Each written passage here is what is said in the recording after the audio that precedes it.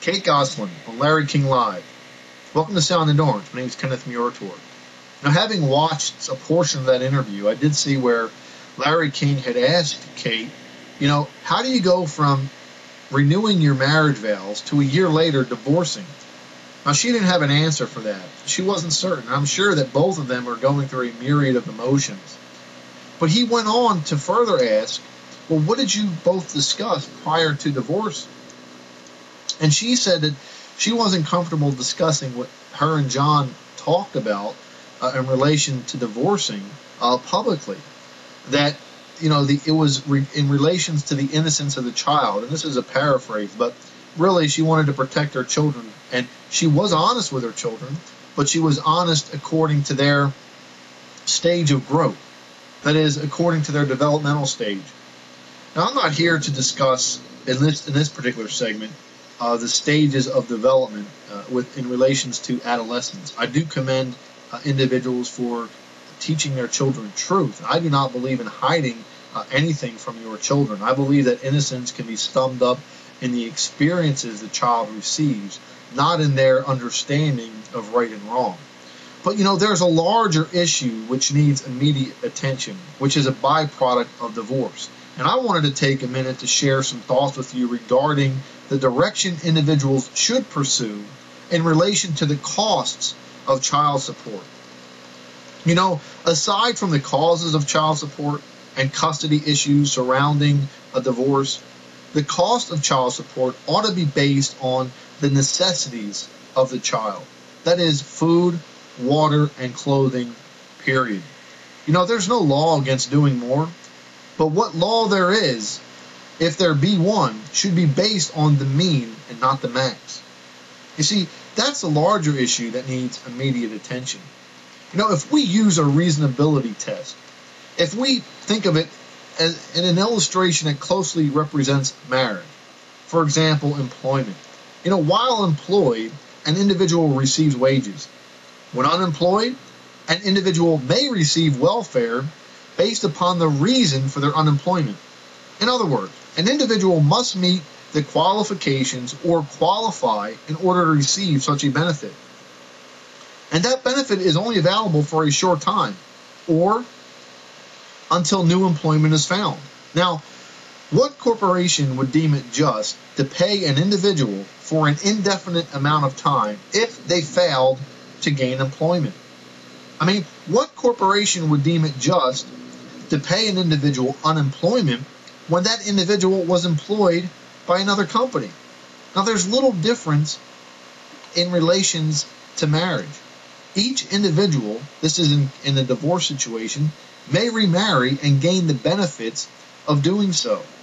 You see, not going into the just causes for divorce or child custody and child support in this segment, child support costs need our immediate attention, and immediate relief is needed for those bearing the unjust costs.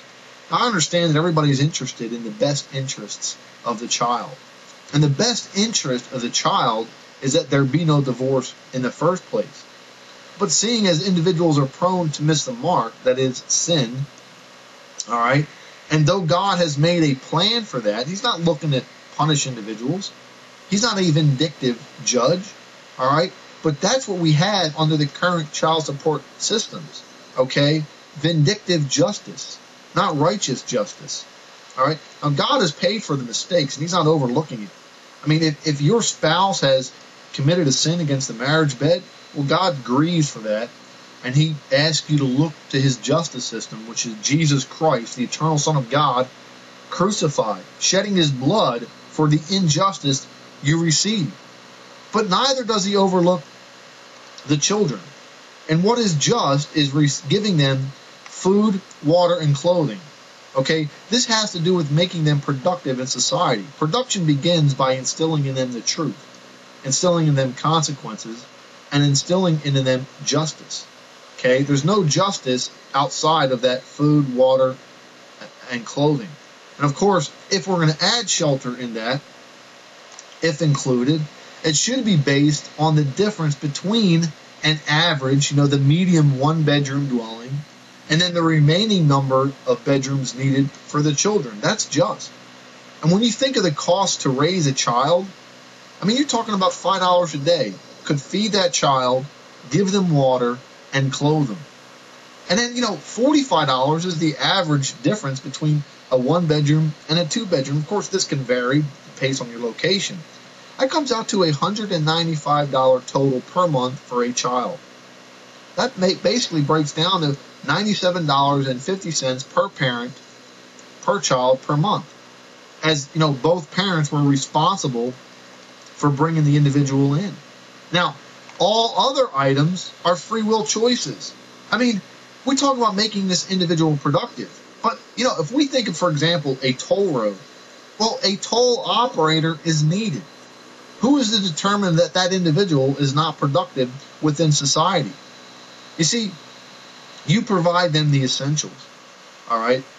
The custodial parent is free to provide them above and beyond. I mean, the non-custodial parent has no control over the custodial parent's choice to remarry. That's the custodial parent's choice. They can choose to remarry, thereby increasing their own standard of living. I mean, the non-custodial parent has no choice over the custodial parent choosing to stay home, be a stay-home parent. Well, the non-custodial parent has no choice over that. That's their choice. And if they choose not to stay home, thereby choosing to put their child in daycare, that is their choice. It's not a necessity of the child, but it was a free will choice by the custodial parent. I mean, the non-custodial parent has no decision over the choices or the number of automobiles the custodial parent chooses to own. If they get remarried and if they choose to have 2 cars, these are their choices. The non-custodial parent ought not to bear the costs for them. Again, not going into the just causes for divorce, child custody and child support need immediate attention. Immediate relief is needed for those bearing these unjust costs. It's important for us to all remember, the Creator of heaven and earth is calling us all to His Son, Jesus Christ. For Christ has bore the judgment for our sin. That's missing the mark of perfection. We were all born into this world without truth. Now, He paid for that when He died on the cross, that His soul might taste death for each of us. Now, even though men refuse to partake of His divine nature, His word remains just, and He sees the injustices individuals endure. May He give us mercy and be wisdom unto us. He's on our side and desires all to come to Him for salvation. My hope is that we will all move forward in Christ and do good. Your thoughts and comments are appreciated. May we move justly and swiftly. God bless.